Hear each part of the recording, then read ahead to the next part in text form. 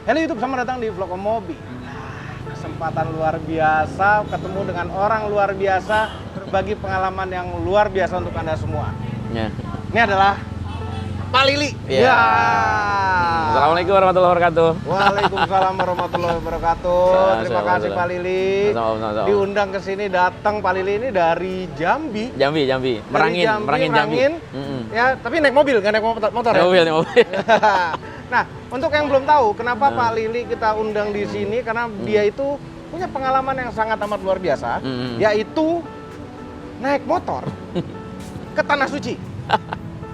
Kita kenal Pak Lili ini dikenalin sama Om Bram. Om Bram yang waktu itu dia naik mobil sekeluarga ke Frankfurt. Iya, sampai Frankfurt ya. 100 hari. Sekarang ini ke Tanah Suci untuk umroh. Umroh, ya, ibadah umroh. Untuk ibadah umroh. Iya. Kan luar biasa. Dan naik motor. Ya. Dan motornya motornya bukan BMW GS gitu, enggak. Yamaha NMAX. Tahun berapa NMAX-nya? 2017. 2017 ya. Bukan motor baru. Bukan yang terbaru. Beliau berangkat Desember 2019 ya? Berangkat Mei 2019. Mei 2019. Ya. Mei 2019 naik NMAX, dan yang paling luar biasa lagi gini. Bawa anak. Bawa anak yang saat itu berumur 4 tahun. 4 tahun, ya. 4 tahun. 4 tahun. Nah, maksudnya kalau kami bawa mobil, naik mobil aja gitu, pergi jauh ya, kalau bisa, nah ini kalau mau bawa mobil sendiri ya, mobil nih, kalau bisa nggak bawa anak gitu kan, anak usulinnya naik pesawat apa kayak gitu ya. Repot ya. Repot, ini luar biasa. Masya Allah. Mau repot, ya Allah. Ngurus anak Aduh di jalan. sebentar, ini mulai dari mana nih, bingung. Kenapa, gini deh, ini karena ini channel berbau-bau harus otomotif ya. Iya. Pertanyaan pertama adalah kenapa yang dipilih adalah Yamaha NMAX? Sebenarnya nggak milih ya. Oh, nggak milih? Nggak milih, karena saya nggak punya motor waktu itu. Nggak punya Jadi, motor? ya waktu sebelumnya saya udah persiapin, pokoknya harus punya motor. Ternyata kita tiba waktunya harus berangkat, kita nggak ada motor kan. Lalu saya infokan ke teman-teman kalau saya butuh motor untuk 3 bulan. Sewa deh gitu kan. Terus ternyata ada teman yang japri sama pendaki gunung. Kami keluarga sebenarnya keluarga pendaki gunung kan. Nggak tawari, Om, ini saya ada motor NMAX nih. Kalau Om mau pakai, ini nggak dipakai, saya ada motor 2. Cuman bantu saya dong, ini ini saya kesulitan bayar kuliah nih. Oh ya nggak apa-apa lah, butuhnya berapa. Akhirnya saya bantu dia kuliah, dia pinjemin saya motor. Ya, dia mau nyelesain skripsinya kan. Dan akhirnya saya bawa motor itu. Dan ternyata nyaman gitu, NMAX tuh nyaman. Dan alhamdulillah sih selama bulan tuh bisa dibilang zero trouble ya, nggak ada masalah apa-apa. Video ini disponsori oleh Terdepan, Semakin terdepan. Luar biasa. Ini langsung di endorse sama Pak Dion. Nggak, ini sama sekali nggak disponsori ya. Jadi, ini tulus dari Pak Lili. Om Lili aja deh. Iya, Om aja. Belum bapak-bapak. Ya. Masih Om. Jadi ternyata tuh motor trouble free. Trouble free. Medan segala pun bisa terlewatkan. Bisa. Jadi di India Timur, kalau Om Bram cerita kan, di Manipur, Nagaland itu, nggak usah ditanya deh. Mungkin nerakanya dunia jalur itu. Dan semua Overlander pasti tahu itu, Manipur, Nagaland, lewat dari Myanmar, dari border Tamu masuk ke Moreh, nanti Manipur, Nagaland, masuk ke Kohima, masuk ke Impal itu. Jangan ditanya deh jalan di Indonesia kayak apa. Yang mirip dengan sana. Itu jelek betul. Naik turun suhunya dingin, tapi aman Om. Iya. Itu luar biasa. NMAX luar biasa. Ya ini memang kadang banyak daerah-daerah yang kita nggak tahu ya. Kita kadang-kadang kita benci sekali dengan kondisi kita nih. Jalanan kita jelek, ya kan? Wah, pemerintahan kita begini gitu misalnya ya. Berarti belum pernah jalan-jalan sampai sana-sana belum pernah ke Myanmar kali ya. Belum pernah. Jadi kita harus bersyukur dan mencintai negara kita. Ya, harus. Kita support terus pemerintah kita kan. Iya, betul. NMAX. Terus gimana caranya? Itu pasti bukan NMAX. Ya. Dan akhlaknya agak kurang. Gimana caranya naik NMAX bawa anak 4 tahun? Ya. Jadi memang udah kita siapin ya, begitu saya dapat pinjaman motor. Terus akalin dulu, awalnya saya cuma pakai tas saja, saya taruh di depan. Terus ketika sampai di Jakarta, ketemu dengan ketua umum salah satu klub NMAX, Yamaha NMAX Indonesia, Om Yudi kan. Dia kasih saya extra seat. Ini harus pakai extra seat nih Mas, bentuknya kayak gini. Terus sama Om Yudi dikasih gendongan anak. Pokoknya dikasih beberapa perlengkapan sama dia lah gitu kan. Yang ini pakai itu. Jadi NMAX di depan tuh kan ada cekungan tuh Om. Ya, ya. Itu dikasih extra seat, duduknya nyaman sih Balda. Kemudian ada Ngadepnya ke depan. ngadepnya ke depan. Safety beltnya saya lingkarin ke Ini dia nih. penyeta. Ini dia nih, Nah, Balda. ini nih Pak hijaunya. Nah, sekarang udah nggak 4 tahun lagi. Sekarang umurnya berapa? 5 5 tahun. tahun. Luar biasa, udah gede sekali. Ya? Iya. Kapan punya motor sendiri? Kan punya motor sendiri? Maunya motornya apa kalau punya Motornya apa? Mau motor apa, Nak? NMAX nggak? Nggak mau NMAX. Maunya apa? BMW. Oh, motor cross. Oh, motor keras, oke. Masya Allah. Ah. Ya, jadi itu. Jadi taruh di depan ada Ya, ada di car depan. seat, ada car seat lagi. Ada Extra baby seat chair. lah. Ada. Ya, baby chair lah gitu kan. Terus depannya juga pakai windshield yang agak panjang kan, yang sekitar 90 cm lah. Oke. Jadi nggak kena angin sama sekali sih. Hmm. Ya, terus perlengkapan ya jaket, sepatu, protektor tuh kita pakein semua, helm juga standar kan. Jadi aman sih kalau Balda sih. Dan alhamdulillah di setiap negara itu ketemu dengan polisi, ketemu LSM, ketua AMA, lembaga perlindungan anak itu. Setelah kita komunikasi mereka ya kasih jempol aja. Nggak jadi dia mau ini kan. Oh, tadinya mau nih anak Pasti. mau dianiaya nih. Kayak gitu. dianiaya. Iya. Tapi ternyata lihat Baldanya seneng, bahagia. Kemudian pernah tuh malah di Myanmar itu malam-malam di highway-nya Myanmar. Jadi highway Myanmar itu sebenarnya nggak boleh pakai motor kan. Ya. Cuman karena ada teman biker di situ melobi polisi. Karena kalau lewat jalan di luar tol itu jelek dan jauh kan. Akhirnya itu dari Mandalay ke Naypyidaw. Jadi di tengah-tengah itu ketemu dengan satu rombongan mobil gitu kan. Itu hujan deras Om. Hujan deras, kemudian diberhentiin, kemudian dia nanya, kamu yang dari ini ya, dari Indonesia mau ke Saudi Arabia katanya itu kan. Yang bawa anak, lihat Balda tuh lagi nyanyi-nyanyi Om. Nyanyi potong bebek angsa di jalan, padahal hujan deras tuh Om. Akhirnya dia bilang, oh no problem. Akhirnya dia kasih kartu, terus ngajak ketemuan di Yangon kan. Ketemuan di sana dan kita cerita, awalnya mereka tuh mau stop kita, nggak boleh nih begini-begini gitu kan. Tapi ternyata ketika melihat Baldanya bahagia, alatnya juga lengkap semua ini, akhirnya dia support. Oh bagus gitu kan, anak memang harus kuat, gitu. Tidak boleh dimanja katanya. Akhirnya kita boleh berjalan sampai melintasi Myanmar apa dipantau sama dia terus malah gitu kan. Oke, luar Iya, biasa. iya. Jadi Luar biasa. luar biasa. Nah, Oh iya, Om Lili ini anak ada berapa? 3 Om. 3. Balda Iya. itu ke Balda anak ketiga. anak ketiga. Iya, yang pertama paling kecil? cewek. Yang paling kecil. Pertama cewek, Iya. kedua cewek, baru Balda. Yang paling kecil ya. Terus yang lain nggak dibawa kenapa? Nggak muat motornya. Oh iya. Lagian Jawabannya bagus sekali. Lagian dia juga sekolah kan. Iya. Dan jadi anak, istri dan 2 orang anak ditinggal di Jambi. Ya. Tinggal di Jambi, Ya, itu. terus berangkat Waktu saya berangkat, istri masih kuliah di Semarang, di Undip kan. Jadi istri di sana, 1 anak ikut istri, yang 1 lagi sama ibu saya. Diminta sama ibu saya di Jambi. Jadi dipisah tuh, yang besar di Jambi, yang tengah di Semarang, balik ke saya gitu. Ngumpul, balik dari rumah baru ngumpul lagi. Aduh, Masya Allah, luar biasa. Masya Oke, Allah. apa yang Om Lili ini pembuktian ke diri sendiri? Apakah mau apa misinya tuh apa melakukan ini? Karena biasanya orang kalau mau umroh nih ya, bukan naik motor ke sana, biasanya nabung buat nabung dulu. bayar travel. Iya. Untuk umroh, ya kan? Iya, betul. Nah ini Om Lili kok bisa begitu? Ada motivasi apa gitu? Iya. Jadi awalnya sih pengen yang wajar, nabung juga ya. Jadi udah ngumpul-ngumpulin ternyata juga nggak terkumpul-kumpul juga. Terus ada desakan itu, kok kerinduan itu deket gitu kan, harus ke sana. Terus waktu itu saya lihat nih ada orang Malaysia, 3 orang berhasil foto di depan Masjid Nabawi pakai motor Jupiter. Yamaha Jupiter kalau misalnya, kalau Indonesia Jupiter ya. Kalau di Malaysia apa namanya YS atau apa gitu kan. 3 motor sampai sana. Wih, bisa. Dan saya bisa juga nih gitu kan. Nah, dia mulai saya bikin plan. 2018 pertengahan itu saya udah mulai riset jalur apa, nelponin biker-biker senior kayak Om Stephen, Om Gun, Om JJ, Om Yudi itu udah kita minta informasi jalur dan perlengkapan apa yang kita butuhin gitu kan. Udah sampailah ke bulan Mei 2019 akhirnya kita berangkat. Jadi Ride for Mom namanya. Sesuai dengan judulnya kan Ride for Mom. Jadi kita berkendara untuk ibu. Jadi sebenarnya yang pengen banget ke sana itu ya saya pengen, tapi saya pengen yang lebih pengen itu memberangkatkan ibu dan istri ke sana gitu kan. Makanya saya bikin judul Ride for Mom. Saya berkendara ini untuk ibu. Momsnya ada S-nya. Jadi dia jamak kan 2 orang. Jadi ibu saya sama ibunya Balda, istri saya gitu kan.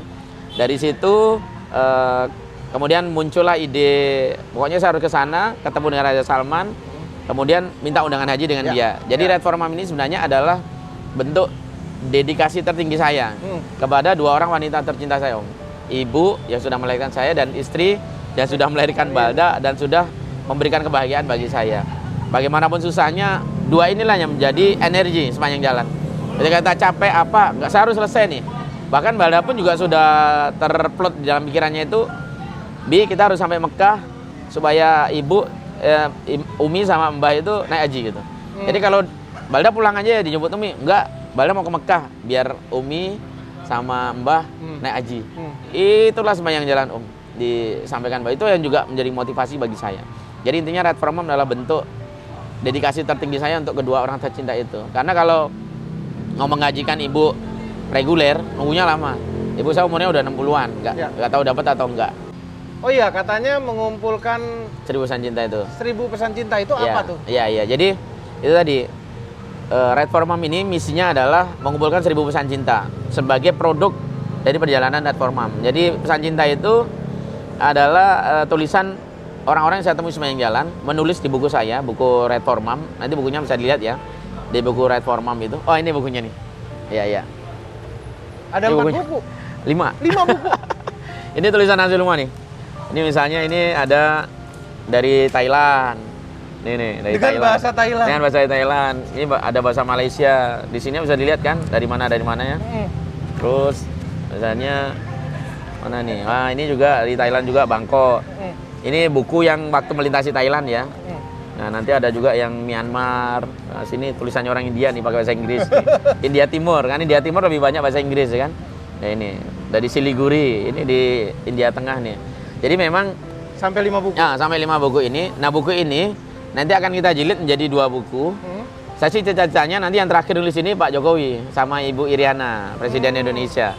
Setelah ini beliau nulis di sini, nanti kita jilid, akan saya bawa ke kedutaan Saudi Arabia, bertemu dengan duta besarnya. Kemudian saya sampaikan, ini hasil perjalanan saya kemarin.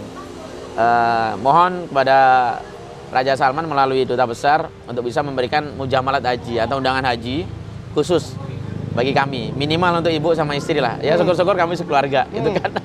Mudah-mudahan besok kontennya ini dilihat sama orang-orang kedutaan nih, bisa ini ya, bisa ditukar ya. Ya ini orang-orang sekitaran Pak Jokowi, tolong Pak Jokowi nggak mungkin nonton ini, tapi orang-orang sekitaran mungkin nonton ya. Ya. Tolong dimudahkan untuk Pak Jokowi nulis ini. Amin. Tolong dimudahkan. Amin. Agar bisa selesai dan dibawa ke kedutaan. Iya, kedutaan dan dapat mujamalat haji. Amin ya Allah. Amin. Jadi pesan cinta itu misi dan produk dari Red for Mom sebagai penukar undangan haji untuk ibu dan istri saya gitu kan, dan keluarga. Nah, alhamdulillah terkumpul targetnya 1000, ini udah hampir 2000 nih. Udah 1900 sekian. Tinggal Pak Jokowi nanti, pokoknya Pak Jokowi yang ke 2000. Iya. Yang close itu beliau. Jadi yang awalnya 1000 ternyata Allah kasih jadi 2000 pesan cinta itu kan. Alhamdulillah, mudah-mudahan tercapai semua dan Red for Mom menemukan tujuan utamanya nanti gitu kan. Iya. Oke, kita telusuri sekarang perjalanannya. Kita ingin tahu ya. Penonton juga pasti ingin tahu apa rasanya dan bagaimana caranya riding sampai Tanah Suci gitu ya. Iya. Pertama katanya ke Kalimantan dulu, lewat Kalimantan. Iya, Jawa, Kalimantan kan. Nah, kenapa ke Kalimantan? Nggak langsung ke Malaysia? Iya. Jadi persepsi saya dari awal itu, undangan haji itu bisa saya dapatkan dari 2 orang. Dari Raja Brunei atau Raja Salman, raja di Saudi Arabia gitu kan. Makanya saya coba untuk keliling dari Jawa, karena kalau Kalimantan tuh kalau nggak dari Jakarta atau Surabaya kan. Iya. Saya cari jadwal yang Surabaya. Iya. Kebetulan ada beberapa narasumber buku ini yang saya inginkan menulis buku ini ada di Surabaya gitu kan. Ya, saya ke sana, kemudian nyebrang sana dan ke Brunei, dan ternyata di Brunei tidak ketemu dengan Raja Brunei kan. Udah janjian tuh? Waktu itu ada yang arrange. Nanti ketemu di masjid ini sholat Jumat gitu kan. Ya. Ternyata saya salah masjid. Salah masjid. Mungkin udah kamu ke Mekah aja lah mungkin Allah itu kan. Akhirnya ke Sabah. Itu kalau ketemu dikasih itu nggak lanjut tuh? Nggak lanjut. Karena tujuan utamanya memang itu kan. Iya, nggak lanjut dan pulang gitu kan. Kalau ketemu dengan Sultan Brunei dan dia kasih undangan haji, nah setiap tahun dia ngasih ribuan undangan haji ke seluruh dunia gitu kan. Ya saya pulang, kan tujuannya itu gitu. Iya, selesai. Tapi ternyata Allah pengennya ngundang saya ke sana. Sudah. Balda ikut mulai dari Semarang. Dari Jambi ke Semarang itu kakaknya Balda yang paling besar gitu kan. Jadi riding memang dari Jambi betul gitu kan, motor itu kan. Kemudian nyebrang ke Malaysia. Iya, ke Malaysia. Dari Malaysia kita turun di Kuala Lumpur. Kemudian Kuala Lumpur ke Thailand. Thailand itu kita waktu itu saya masuk lewat Malaysia Utara di border Bukit Kayu Hitam namanya kan. Kalau Thailandnya namanya Sadao. Dan ternyata ketika masuk di Sadao itu harus ada namanya temporary permit. Saya udah coba itu untuk buat itu dan ternyata harganya mahal, sekitar 800 US dollar lah satu orang itu kan. Saya nggak punya uang kan. Akhirnya saya balik lagi ke Malaysia bertemu dengan teman-teman rider sana. Lalu mereka udah kita coba ke Betong katanya kan. Jadi dekat daerah Perak, masuknya ke Thailand Selatan, Patani kan. Ke sana malam, kemudian paginya masuk, alhamdulillah cuman bayar 4 ringgit saja itu kan. Murah sekali. Kalau lewat Sadao itu 800 US dollar kan bisa berapa juta itu kan. Hanya lewat situ. Tapi resikonya kita harus lewat daerah konflik tuh, dari mulai Patani, Yala, Naratiwa sampai Songla. Itu luar biasa konfliknya, sehingga memang harus melewati beberapa checkpoint di situ tentara kan. Terus dari nggak pernah ketemu ada konflik-konfliknya kan? Nggak. Kita cuma diperiksa aja sama tentara-tentara itu. Cuman patrolinya kayak perang gitu kan. Alat-alat berat, artileri itu sepanjang jalan, patroli itu. Jadi ngeri juga, suasananya ngeri juga gitu kan. Ya. Tapi alhamdulillah kita aman. Kemudian dari Songla lanjut lagi ke Hat Yai ke daerah Chumpon, Pecahburi sampai ke Bangkok. Dari Bangkok kemudian saya ke Thailand Utara tuh di Phitsanulok. Dan Phitsanulok masuk ke Myanmar itu lewat Mae Sot ya. Kalau perbatasannya Myanmar itu Mae Sot ya, perbatasan Myanmar dengan Thailand. Kemudian dari situ lanjut Naypyidaw, Mandalay masuk ke Yangon. Dan dari Yangon langsunglah ke arah utara, saya ke Tamu, masuk India ke border Moreh. Dari Moreh langsung ngelintasin tuh di pinggiran Nepal, Bangladesh sama Bhutan kan. Itu Manipur, Nagaland itu pegunungan tinggi-tinggi sekali dan cuacanya sangat dingin di situ kan. India Timur itu. Tapi perlengkapan dingin lengkap ya? Lengkap semua sih, lengkap sih. Karena kita udah biasa naik gunung, perlengkapannya sebenarnya bukan perlengkapan riding ya. Naik gunung. Jadi perlengkapannya saya bawa itu celana gunung, sepatu gunung, jaket gunung, semuanya. Pokoknya perlengkapan climbing lah, bukan riding. Tapi ternyata nyaman juga. Kaos tangan juga kaos tangan naik gunung semua pokoknya. Balda juga sama. Konsepnya sama. Kalau di atas di gunung itu kan dingin dan berangin kan. Betul. Berarti harus angin nggak bisa masuk kan? Iya, windproof, waterproof itu kan. Iya. Cuman menangnya alat gunung ringan Om. Kalau alat motor kan, bener juga ya. Tebel. Jadi saya rasa ketika saya ketemu dengan beberapa rider kan dari India, selesai India saya ke Pakistan ya. Di situ ketemu dengan banyak rider dari Eropa kan. Dia banyak nanya-nanya nih jaket kita, apa kita itu kan. Kok punya kamu bisa muat nih berdua pakai triple box aja. Dia udah pakai triple pannier, pakai tas, pakai apa itu satu orang padahal. Katanya nggak cukup. Kamu berdua sama anak kok cukup. Ternyata ketika dia lihat packing saya, ini kalau saya gulung-gulung jaket itu bisa kecil, raincoat bisa kecil, apa bisa kecil, jadi muat di sana. Dia bilang, oh that's good nih. Dia pengen, oh iya ya cocok juga, ngapain kita pakai tebel-tebel katanya itu kan. Kalau pakai yang Gore-Tex itu kan tebel ya. Ya itu sih lebih aman sih sebenarnya kan. Tapi lebih muat. Nggak compact. Ya nggak compact ya, dan berat gitu kan. Nah dari sana, dari Manipur, Nagaland, dan saya ke Guwahati namanya. Guwahati saya lebaran di situ tuh. Lebaran Idul Adha, motong sapi di sana. Ada rumah orang Indonesia di situ, suaminya orang India. Saya nginep di rumah dia. 4 hari di sana. Dan dari sana ke Siliguri, Lucknow masuk New Delhi. Pas 17 Agustus masuk New Delhi. Jadi 17-an di sana. Di New Delhi nunggu visa Pakistan. Waktu itu kan konflik tuh Kashmir sama Jammu Kashmir, Pakistan sama India kan. Sehingga visa saya agak tertunda. 1,5 bulan baru dapat. Nungguin di sana berarti? Nungguin di Kedutaan, di Wisma Indonesia, di KBRI New Delhi. Alhamdulillah luar biasa lah, mereka memberikan support pada kita, fasilitas makan segala macam. Mereka cukup Om. Jadi 1,5 bulan, ya alhamdulillah kita tidak perlu mikir yang macam-macam sih, gitu kan. Di sana harus makan apa besok ini, enggak. Jadi mereka udah cukup memfasilitasi kita dan memberikan pendampingan yang luar biasa untuk ngurus visa itu, gitu kan. Dan dia bisa keluar. Lalu saya masuk Pakistan lewat India Utara. Itu di daerah Amritsar. Di Amritsar, Atari itu bordernya masuk Pakistan. Atari border. Ya, jadi Atari itu bukan gaming konsol ya ternyata ya? Iya kan? Bisa jadi karena yang buatnya orang sana kali ya. Bisa jadi. Atari border kan. Oke. Jadi Atari itu dia sebelah dengan namanya Wagah. Wagah itu udah masuk Pakistan, ini Atari. Itu yang terkenal dengan parade penurunan bendera tiap sore itu, Om. Saingan antara India dengan Pakistan itu di situ, Atari Wagah border kan. Masuk Lahore itu disambut dengan gempa bumi nih, tanggal 25 Ada gempa di sana. September. Iya, gempa bumi. Aduh. Yang lumayan banyak korbannya itu kan di Pakistan Utara kan. Di situ 4 hari. Terus ke Saikupura, saya diundang sama Ministry of Travel di sana.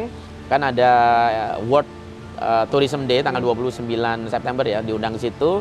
Kemudian 3 hari di sana, saya lanjutkan ke Islamabad, ke KBRI. Di KBRI turun lagi lewat Pakistan Selatan. Nah, disitulah kita masuk daerah konflik tuh, yang ceritain Om Bram kemarin. Daerah Balochistan. Yang harus bikin namanya NOC, No Objection Certificate. Yang kalau overlander itu bilangnya surat siap mati. Iya. Tuh Om Bram masih hafal bener tuh. Pokoknya lewat situ, lewat dari Multan, Sakher, Sindh, masuk Balochistan tuh mulai kami dikawal tuh sama tentara 24 jam. Ke WC juga ditungguin pakai AK-47. Waduh. Mau beli permen Balda, tungguin dulu yang awal Om. Pakai bemo itu kan, kayak bemo gitu. Di belakang motor pakai senjata lengkap, depan tentara juga pakai motor senjata lengkap. Mau masuk warung itu dia screening dulu. Aman baru dia boleh beli permen. Padahal beli permen cuma 2. Aduh. Nanti balik lagi. Penginapan udah ditentukan sama dia. Jadi itinerary perjalanan dari mulai masuk Balochistan sampai ke Iran itu mereka yang susun semuanya. Dari penginapannya apanya. Jadi dari Balochistan masuk, saya nginepnya di Quetta sama di Baldabin. Kemudian terakhir nginep di Taftan, itu di border. Karena nyampe sana udah malam, jadi udah tutup kan bordernya. Nunggu besok paginya baru masuk Iran. Di Iran tuh namanya Mirjaev gitu, daerah Mirjaev. Dan dari Mirjaev saya dikawal lagi sama polisi sampai ke Zahedan. Nginepnya sama tuh sama tempat penginapannya Om Bram. Saya dikasih penginapan di sana sama teman-teman di sana kan, difasilitasi. Om Bram di depan ya? Iya, Om Bram di depan. Waktu Om Bram sampai Iran, saya baru sampai Myanmar. Iya, jauh, jaraknya jauh. Tapi luar biasa lah, beliau nyupport kita, gila lah. Pokoknya bisa dibilang 30% suksesnya Red Forum itu atas beliau lah gitu kan. Luar biasa. Terima kasih Om Bram ya. Om Bram tuh. Ya, luar biasa Tante Winda dan seluruh keluarga hebatnya. Kemudian masuk Iran, saya dari Mirjaev ke Zahedan ke Bams, Kerman. Dari Kerman saya standby kan motor di sana, ada orang Indonesia di sana. Orang Aceh yang nikah dengan laki-laki Iran sana, namanya Mbak Nas. Motor tak tinggal di situ. Lalu saya diundang sama Pak Dubes Iran, Pak Octavian untuk ke Teheran. Tapi ternyata sampai sana beliau di Prancis kan.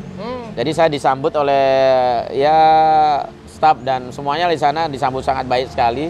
Pak Rifki dan kawan-kawan. Kemudian saya diajak keliling lah di Teheran tuh selama 3 hari kalau nggak salah. Habis itu saya diundang ke Isfahan sama teman-teman sana di Universitas Isfahan untuk bicara di depan kelas sosiologi sana, sosioculture sana kan.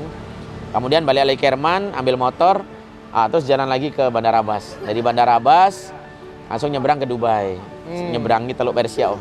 Di Teluk Persia dari mulai Bandar Abbas, pelabuhan Bandar Abbas sampai ke pelabuhan Dubai kan, Dubai Port ya. Di sana 2 bulan Om di Uni Emirat nunggu visa Saudi. Lama Om visa Saudi itu. Karena kalau pakai motor ke Saudi itu ada namanya visa touring namanya. Visa touring. Jadi motor atau mobil yang masuk ke Saudi itu harus apply visa touring. Dan itu biasanya 4 bulan. Visa touring itu baru di-apply di situ saat itu. Seharusnya di-apply-nya di sini. Iya, sebelum berangkat. Sebelum berangkat. Saya tuh berangkat itu Om belum bawa visa, belum bawa apa-apa. Makanya kalau Om bilang modal nekat, ya memang nekat gitu kan. Bawa duit nggak seberapa, visa belum megang sama sekali tuh. Berangkat tuh belum megang visa sama sekali. Jadi lama di sana 2 bulan nggak keluar visa touring. Akhirnya saya pakai visa umroh aja Om. Dan itu sebenarnya hal yang mustahil untuk bisa masuk dengan visa umroh. Dan keajaiban Allah kemudian membuat saya masuk ke sana. Itu padahal waktu itu sudah semuanya Mas nggak bisa. Duta besar kita yang di Abu Dhabi bilang nggak bisa, konjen yang di Dubai nggak bisa, yang di KBRI Riyadh Pak Agus Maftu juga bilang orang isoh Mas itu kan. Beliau orang Jawa kan. Orang isoh Mas, sulit nanti gitu kan. Saya coba dulu lah. Kalau memang Allah memang batas, disitulah saya pulang. Tapi kalau saya belum sampai situ berarti saya belum maksimal gitu kan. Akhirnya saya ke situ dan ditolak 3 kali. Kemudian saya bilang dengan komandannya waktu itu udah mau tutup tuh office-nya kan. Saya bilang bahwa saya udah ngelewatin 9 negara ini. 3 negara itu negara non muslim. Saya diterima baik, disambut baik. Masa sekarang saya mau masuk Saudi nggak diterima, gitu kan? Dia bilang nggak, regulasinya kamu harus pakai ini itu kan. Tolonglah, saya udah jauh ke sini. Saya minta ya Habibi, saya bilang, saya minta tolong masukin saya. Saya hanya ingin ibadah, nggak pingin apa-apa. saya bawa anak saya, dia waktu itu tidur, sampai komandannya menangis kan, melihat Balda tidur itu kan. Akhirnya dimintalah visa umroh saya itu, kemudian diproses Om, stempel, exit boleh masuk, kita entry boleh masuk. Saya menangis sujud syukur di sana, saya gendong Balda, aduh, saya taruh di motor, saya bawa ke masjid Al-Bata di dekat perbatasan. Menangis saya sampai jam 5 sore baru lanjut lagi ke Riyadh. Itu seperti rintangan terakhir, ya. ternyata benar-benar paling berat. Ini kalau lagi main game, ibaratnya ketemu bos terakhir tuh ya. Ya. Rintangan terberat tuh adalah justru malah masuk ke Saudi. Wah itu saya bilang, tapi ya itu tadi lah, orang Saudi memang salah satu tipikalnya begitu lah. Rasa sense of heart-nya itu ada gitu kan. Jadi ketika melihat kita begini-begini, aturan itu bisa ya mereka tolerir dikit lah gitu kan. Cuman untuk teman-teman yang bakal ke sana sih apply dari sini lah. 4 bulan sebelum berangkat tuh udah apply. Ya, jangan di sana langsung gitu. Jangan lama nunggunya. 4 bulan di Dubai. Di Dubai itu bakso semangkuk harganya 150.000. Siapa yang sanggup hidup 4 bulan? Jangan hidup di Dubai itu jangan deh. Jangan hidup coba-coba. Seminggu aja udah hebat itu sultan itu. Berat banget. Makanya kalau mau ke sana harus itu dulu. Jadi udah masuk Om di Al-Bata, saya ke Harats, kemudian ke Yamama, kemudian Riyadh. Di Riyadh alhamdulillah disambut baik, dan sampai di Riyadh Pak Duta Besar tidak ngizinin saya ke Madinah bawa Balda tanpa dikawal. Akhirnya dibentuk tim khusus untuk dampingin saya sama Balda. Satu mobil, ada itu dilepas sama Pak atas pertahanan, atas udara, atas kepolisian, semua ngelepas pagi itu. Kita berangkat pakai mobil, Balda nggak boleh naik motor. Balda dalam mobil. Kalau Balda di motor saya nggak izinin Mas Lid berangkat. Akhirnya ya karena sayangnya Pak Dubes kan, Balda taruh di mobil, saya naik motor ke Madinah itu sekitar 900 kilo tuh. Dari Riyadh jam 3 sore sampai di Madinah jam 3 pagi. Nah, di sana udah disambut tuh klub biker Madinah Gold Biker, klub Goldwing di sana, udah Goldwing di sana. Itu dikawal Om masuk gerbang Madinah. Ada sekitar 11-an motor lah dikawal. Goldwing semua. Motor NMAX harganya 22 juta. Yang awal 2,2 miliar. Goldwingnya Sultan sana beda dengan Goldwing Indonesia. Limited edition semua. Naik motornya bisa sambil ngopi. Bling-bling, pakai AC kali. Masya Allah. Dan saya nggak nyangka mereka begitu welcome dan menunggu-nunggu ternyata kan. Diantar saya keliling Madinah pagi itu. Akhirnya kami dalam 2 hari di Madinah itu diajak keliling ke beberapa tempat bersejarah di sana sama mereka, dikawal sama mereka, diajak makan, kemudian dijadikan anggota kehormatan Madinah Gold Biker Team sana. Kemudian saya dengan NMAX. Saya dikasih vest, dikasih semua lah perlengkapan mereka, saya dikasih semua lengkap sebagai anggota Madinah Gold Biker, anggota kehormatan. Kemudian ibu saya itu diangkat menjadi orang tua kaptennya Madinah Gold Biker. Jadi kami dianggap menjadi keluarga itu kan. Semenjak hari itu. Nah, selesai di sana, kemudian diantar sampai perbatasan menuju Mekah kan.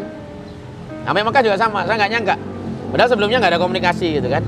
Sampai di perbatasan di pintu gerbang Mekah itu udah disambut sama KGMT, Kingdom Gold Bike timnya Mekah itu kan. Jadi itu salah satu klub biker paling elit lah di sana. Itu Goldwing juga. Goldwing juga. Rata-rata Goldwing, ada juga beberapa Suzuki Boulevard, terus Harley ada juga kan.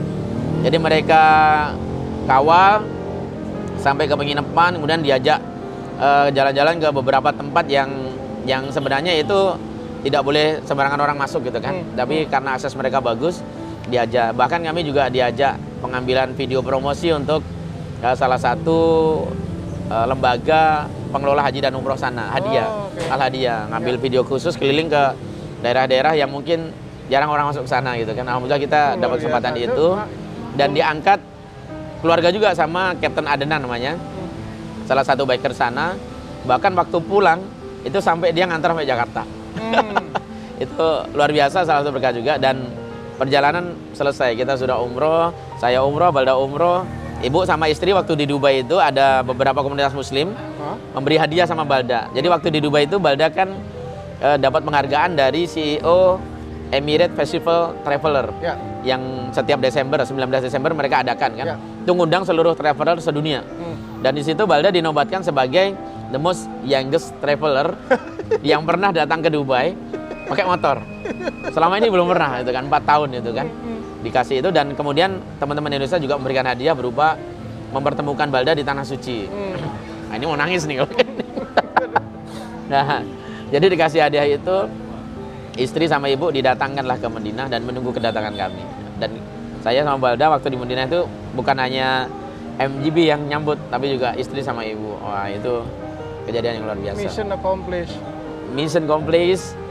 Kita bisa ibadah umroh dan Allah kasih bonus dapat 2 keluarga besar di sana.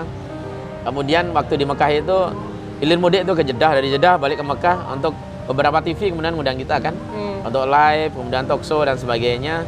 Bahkan ada salah satu TV besar Sky News kan, itu kan udah internasional jangkauannya kan. Tahu. Kalau di Timur Tengah Hajar besar, dia malah bikin video dokumenter tersendiri. Jadi minta 1 hari, kemudian ngambil video dari Jeddah ke Mekah, balik lagi wawancara segala macam gitu kan. Itu salah satu hal yang menurut saya bonus dari Allah, bukan hanya untuk saya tapi juga untuk bangsa Indonesia. Saya bangga gitu kan, ternyata orang Indonesia juga bisa nih pakai NMAX gitu kan, 155 cc. Sampai di sana ada anak kecilnya lagi dan sehat walafiat gitu kan. Sehat walafiat, tidak ada kurang suatu apa. Saya kira dunia mulai tahu Indonesia itu orangnya kuat-kuat gitu kan. Dan punya semangat juang yang tinggi gitu kan. Nah, itu salah satu kebanggaan saya yang kemudian membuat misi ini bukan hanya komplis tapi juga amazing gitu menurut saya sendiri. Nggak tahu menurut orang. Jadi perjuangan berapa lama sampai akhirnya sampai ke Madinah? Sampai ke Madinah itu tanggal 30, berarti 8 bulan kurang dikit lah. 8 bulan kurang dikit, 8 Kurang bulan perjalanan naik NMAX dengan anak umur 4 tahun. Ya, iya. Ini biasanya yang nonton tuh kadang-kadang, wah ya orang kaya bisa ya. Oke, sekarang kita tanyakan modalnya berapa Om Lili? Jadi ada hal yang memang banyak orang kemudian mencaci maki apa ketika saya bicara jujur ya. Saya berangkat dari rumah itu cuma bawa duit 400.000 sama kakaknya Balda. 400.000? 400.000. Saya tidak tahu kenapa. Istri waktu itu kan di Jawa semua ya. Jadi saya pokoknya harus berangkat ya, mau ngejar lebaran sana. Jadi puasa keempat saya berangkat. Duit itu cuma dalam 400.000. Saya bilang sama istri, nggak tahu tuh kalau saya bawa duit segitu kan. Sama anak saya yang perempuan. Itu kan udah biasa aja sama kita sharing. Jadi Diza, namanya Gadiza kan, Gadiza. Abi ada uang 400.000. Kita mau ke Jawa, ke Semarang. Tujuannya Semarang 400.000 itu kan. Iya Bi, nggak boleh minta macam-macam karena uang ini cukup untuk beli minyak paling nak.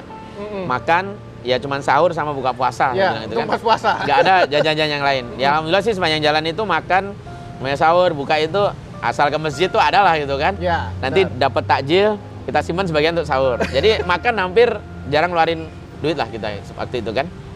Hanya untuk minyak. Sampai di mana? Di Cirebon itu tinggal 50.000. 50.000. Kemudian waktu itu saya udah duduk sama Diza, saya bilang Diza, uang tinggal 50.000 nih. Bensin tinggal 2 kotak. Saya bilang sama Diza, kita bukanya ditunda sampai di Semarang jam berapapun itu. Ya nggak apa-apa gitu kan. Begitu kita duduk istirahat karena waktu itu panas kan, saya lihat ada teman yang kecelakaan. Bu Nisa namanya. Kemudian saya ke sana nengok dia, pas pulang tuh katanya Diza disangoni 500.000 sama ibunya. Akhirnya bisa nyambung sampai Semarang, makan enak sampai di Tegal, saya buka puasa di Tegal. Nah disitulah sebagai wujud syukur siapa yang duduk situ kita bayarin aja sama dia. Terus banyak dibawain kue ya saya hamparin di situ kue buah-buahan kan. Dihampar di situ makan. Nah sebenarnya sih bukan 400.000 situ saja. Jadi sebelum berangkat ada beberapa orang yang punya ya piutang lah gitu kan, minjem duit apa gitu kan. Walaupun saya juga banyak utang gitu sebenarnya.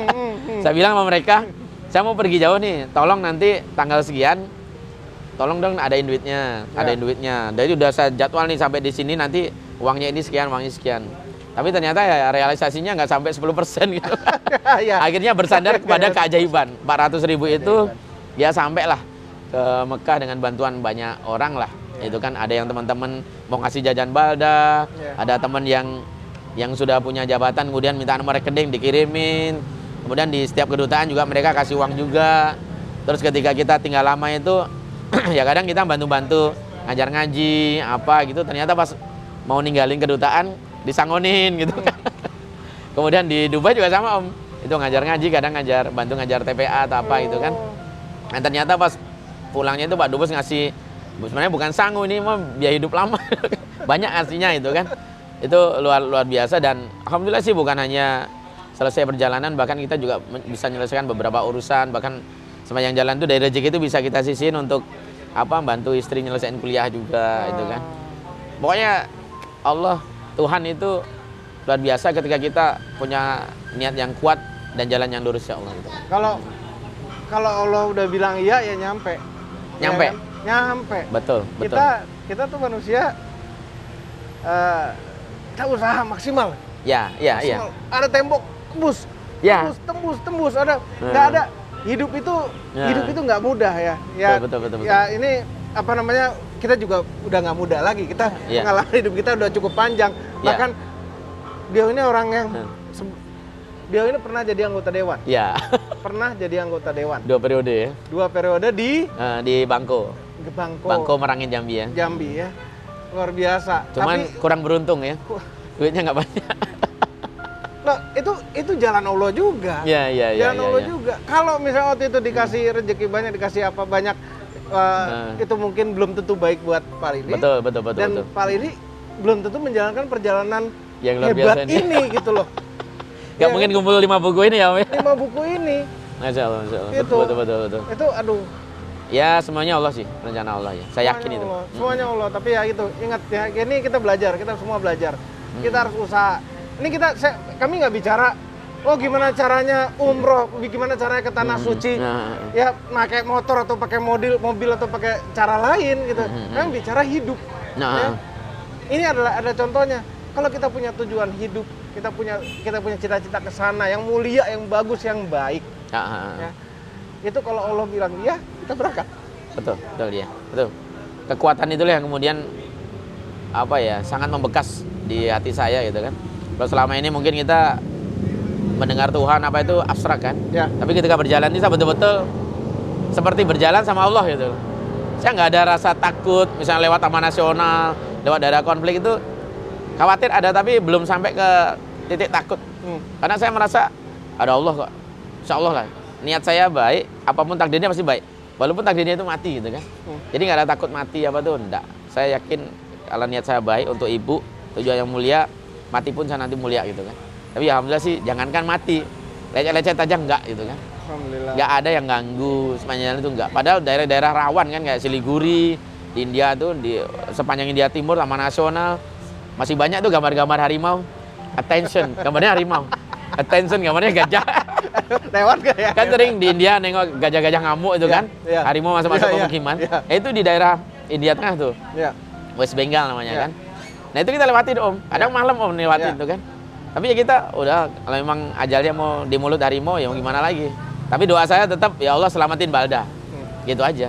Kalau saya mau jadi apa-apa ya Allah selamatin anak saya lah gitu kan. Saya mati nggak apa-apa gitu kan. Istri juga udah kerja kan, bisa biayain. Kita bisa mati kapanpun. Mati kapanpun. Kita bisa mati kapanpun, kita nggak tahu kapan ini kontrak habis gitu ya. Ya, betul sekali. Udah, jadi penonton yang terhormat, kalau mau ngecek perjalanan Om Lili, Pak Lili ini seperti apa, ada di Instagramnya. Apa namanya? Jejak Palmar Jambi. Jejak Palmar Jambi. Jejak Palmar Jambi nih. Ya, di Facebooknya ada juga. Facebooknya juga ada. Facebooknya apa namanya? Jejak Palmar Jambi juga. Sama juga. Ya, sama juga. Silakan cek dan follow ya, karena Om Lili ini akan terus kasih foto-foto ya. Siap. Setiap perjalanan kita akan ini ya. Ya ini jadi motivasi kita bukan melulu kita harus berangkat ke sana naik motor enggak, tapi motivasi kita untuk kita berusaha keras untuk mencapai cita-cita kita yang mulia. Ya. Dan Pak Lili, Om Lili bikin film nih. Bikin film mengenai perjalanan ini. Yang main artis nanti. Artis. Kalau saya yang main nggak laku filmnya. Kurang gagah. Kalau Om Obi yang main laku. Ikut casting. Ya, jadi ada Red Forma Movie. Kalau kemarin sih dapat jadwal Februari tayang ya. Sekarang lagi proses pematangan skenario, mungkin pengambilan gambar dari mulai Juli sampai November. Rencana nanti muternya di luar negeri dulu, diputar di luar negeri dulu beberapa festival. Baru diputar di Indonesia bulan Februari. Dan kemarin sih udah dapat jadwalnya. Nggak tahu karena corona ini kan harus banyak film tertunda, kita tergeser juga nggak tahu gitu kan. Film dan juga kita sedang merampungkan novelnya Om, novel Red Forma. Nah itu cerita perjalanannya lengkap, tapi dalam bentuk dialog sepanjang perjalanan, dalam bentuk buku ya. Dialog ya. Iya. Dan nanti penerbit dari Bandung tuh, insya Allah. Luar biasa. Mohon doanya semua, mudah-mudahan ini berhasil dan menjadi motivasi bagi banyak orang lah. Untuk selalu merindukan tanah suci gitu kan. Dan selalu menyayangi ibunya. Itu dia, itu dia. Iya. Aduh, luar biasa. Om Mudah-mudahan. Lili, terima kasih. Ya. Sama-sama Om, Terima kasih sama-sama. banyak. Saya yang terima kasih nih. Enggak, ini Ketemu dengan seleb. Oh enggak. Ketemu dengan orang hebat. Ini yang hebat, ini yang hebat. Iya, hebat sekali. Beliau luar biasa. Jangan lupa tekan tombol jempol ke atas dan subscribe channel Motomobi, Om Mobi, dan Ya. Mas Mobi apabila belum beriku dengan tombol loncengnya. Nah. Follow juga Instagramnya Om Lili, Terima jangan kasih. lupa tuh Terima harus kasih. follow. Oh, terima kasih. Dan aduh, banyak sekali ya. Iya, Saya siap. banyak terima kasih nih hari ini. Suatu kehormatan bener-bener. Ya, saya Om juga Lili merasa bisa terhormat nih. datang ke sini ngobrol-ngobrol dengan kami. Iya. Makasih Om Bram ya. Ini fasilitasnya Om Bram nih. Iya. Tante Winda dan semua orang anak hebat nih. Terima kasih telah menonton.